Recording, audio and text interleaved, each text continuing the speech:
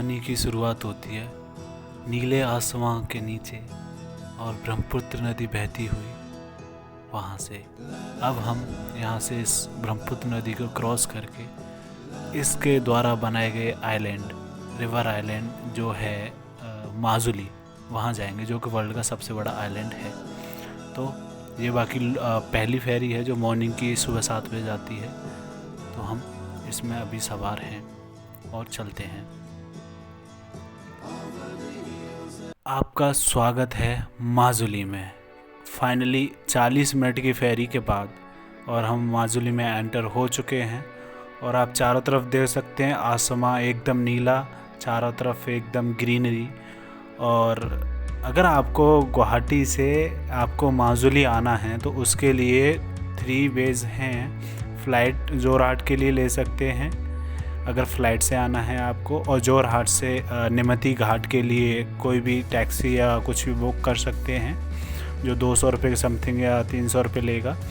And then निमती घाट से आपको फेरी लेना ही पड़ेगा, कोई और ऑप्शन नहीं है कि आप अपनी टैक्सी या कुछ से नहीं पॉसिबल है, तो फेरी लेना पड़ेगा। एंड देन आप माजुली में एंटर हो जाएंगे। या फिर आप ट्रेन से आ सकते हैं जैसे कि मैं आया था, जैसे कि गुवाहाटी से और जोरहाट तक मैंने ट्रेन लिया था जो डुबरीगढ़ तक के लिए जा रही थी।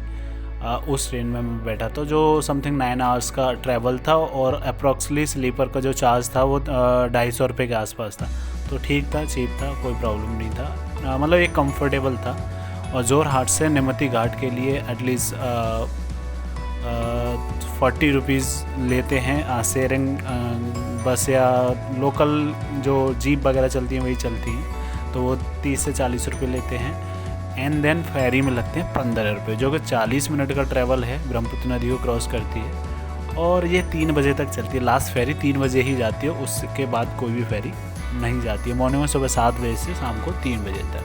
तो आप अगर जब भी जोरहाट के थ्रू आए हैं तो कृपया अपना मतलब टाइम के अकॉर्डिंग आएँ। और ये इसके नज़ारे माजुली के, जैसे ही मैं माजुली में एंटर हुआ हूँ ना, एक नेचर वाला फील आया है, एकदम शांत, ठंडा, चारों तरफ ग्रीनरी। आइज़ ऐसे महसूस कर रही हैं जैसे कि किसी जन्नत में आ गया हूँ।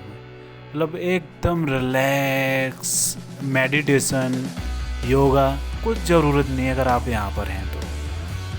बस लोकल में घूमिए, एंजॉय करिए, तो एक अलग ही फील मिलेगा।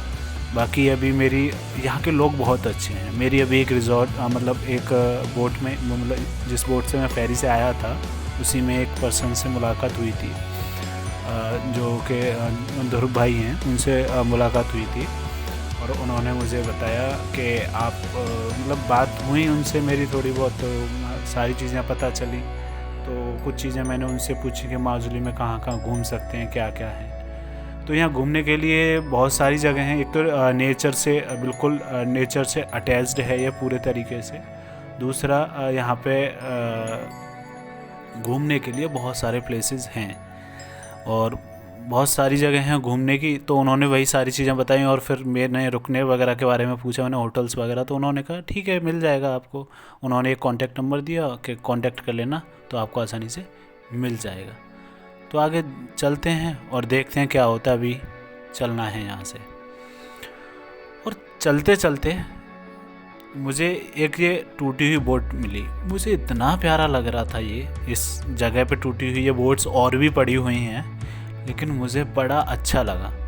तो मैंने चाहा कि क्यों ना कुछ देर के लिए यहाँ पे वक्त बिताया जाए और इसके चारों ओर थोड़ा बहुत देखा जाए, क्योंकि I think this is my first time to, ये मेरा पहला टाइम है कि मैं किसी टूटी हुई बोट को ऐसे सूखी जगह पे देख रहा हूँ। क्योंकि मैं कभी फेरी वगैरह में कम ही गया हूँ, कम क्या, सिर्फ एक ही बार गया हूँ केरला में, जो कि मेरी चीपेस्ट फेरी थी। अप्रॉक्स 4 रुपये का टिकट था मेरा, जो कि गवर्नमेंट फेरी थी, 4 रुपये का। और ईज़िली मुझे उसने मरीन ड्राइव से और बीच तक छोड़ा था। 3-4 किलोमीटर का ट्रैवल था जो उसने 4 रुपये में मुझे कराया।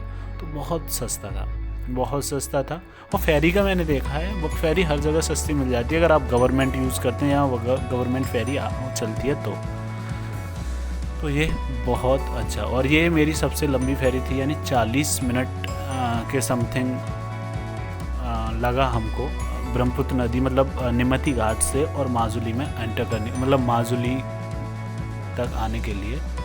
और अच्छा था, सिर्फ 15 रुपये पे करने पड़े मुझे इस चीज़ के लिए, तो बहुत ज़्यादा चीप था। अब आगे यहाँ देखते हैं कि यहाँ ये कितना चीप हो पाता है, कितना चीप नहीं हो पाता है।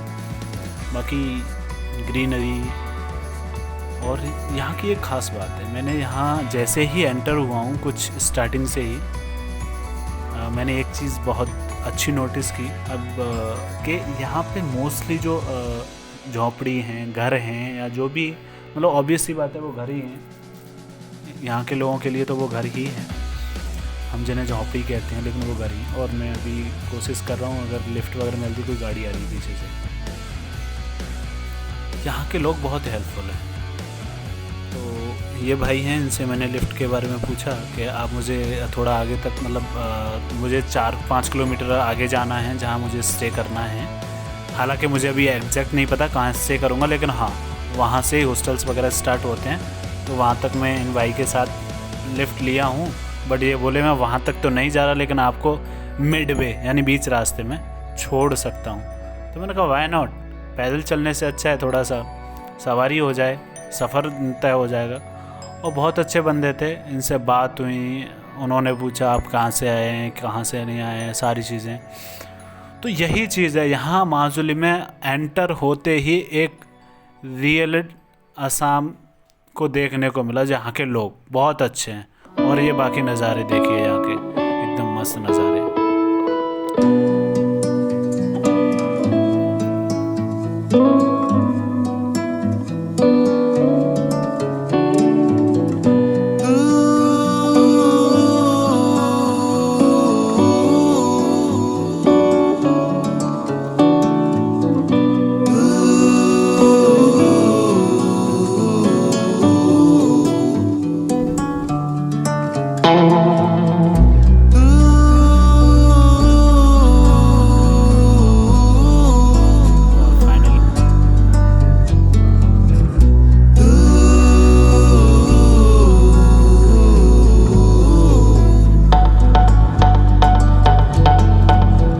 हम 1-1.5 किलोमीटर जहाँ तक वो भाई जा रहे थे, उन्होंने मुझे छोड़ा यहाँ पे, जो कि 1 से 1.5 किलोमीटर था जहाँ से मैं इनके साथ आया था। तो अभी शायद इतना ही और बचा है जहाँ मुझे आगे जाना है, यानी कि यहाँ से 1.5-2 किलोमीटर आगे से स्टे स्टार्ट हो जाते हैं। लेकिन जो ध्रुव भाई ने मुझे एक कॉन्टैक्ट नंबर दिया था, उस एड्रेस पे मैं अभी जाने की कोशिश कर रहा हूँ। तो पहले मैं ये सोच रहा हूँ कि क्यों ना रहने का अरेंजमेंट हो जाए। तो अगर रहने का एक बार अरेंजमेंट हो जाता है तो फिर मैं अपने बैग वगैरह वहाँ पर रख दूँगा, एंड देन फिर एक्सप्लोर करेंगे। क्योंकि अभी मॉर्निंग है तो कुछ थोड़ा बहुत खाएंगे मॉर्निंग में, एंड देन मतलब ब्रेकफास्ट वगैरह या लंच जो भी करना होगा तो वो करेंगे, एंड देन फिर निकलेंगे यहाँ से घूमने के लिए। कितना एक्सप्लोर करते हैं आज, कितना नहीं। और अभी मुझे ये भी नहीं पता कि मैं कितने दिन माजुली में रुकूँगा, लेकिन हाँ ये इसका इंफॉर्मेशन सेंटर है जो कि अभी अंडर कंस्ट्रक्ट है, यहाँ बन रहा है। ये माजुली का इंफॉर्मेशन सेंटर है। और बाकी चारों तरफ जो ग्रीनरी है ना, मन मोह लेने वाली ग्रीनरी, मनमोह, दिल को छू जाने वाली शांति। ऐसा महसूस होता है जैसे सिटी से अगर आप ऐसी किसी जगह जाते हैं, ऐसा लगता है कि आप कहीं किसी जन्नत में आ गए। एकदम सुकून, शांति, ज़्यादा शोर शराबा नहीं, ज़्यादा टेक्नोलॉजी नहीं, वही बम्बू यानी बांस से बने हुए घर, बांस से बने हुए रास्ते, बांस से घिरे हुए रास्ते, दोनों साइड में बांस खड़े होते हैं इन रास्तों पर, तो बड़े ही प्यारे लगते हैं। और अब मैं देखता हूँ कि आगे अभी 1.5-2 किलोमीटर जाना है, तो या तो पैदल निकलता हूँ, क्योंकि मॉर्निंग का टाइम है तो इतनी गर्मी भी नहीं है। अभी 8, साढ़े 8, 9 के आसपास टाइम हो रहा है, तो गर्मी भी इतनी नहीं है। और क्या नज़ारे हैं, तो बस कोशिश यही है। ये देखो क्या मस्त, एक तो यहाँ का आसमान में कुछ अलग ही बात है। मैंने देखा है कि यहाँ एकदम नीट एंड क्लीन साफ आसमान दिखाई देता है। ऐसा लगता है जहाँ पॉल्यूशन नाम का जैसा कुछ है ही नहीं है। कहाँ हम दिल्ली में रहते हैं क्या स्थिति होती है, और यहाँ पे इतना प्यारा है। तो आपको आने वाले कुछ वीडियोस 2-4 से पता नहीं कितनी वीडियोस होंगे जो माजुली पे ही देखने को मिलेंगे, तो एकदम नेचर से अटैच्ड वीडियो होंगे। और अभी हम चलते हैं और आपको भी यहाँ की सैर कराते हैं, तो जुड़े रहिए।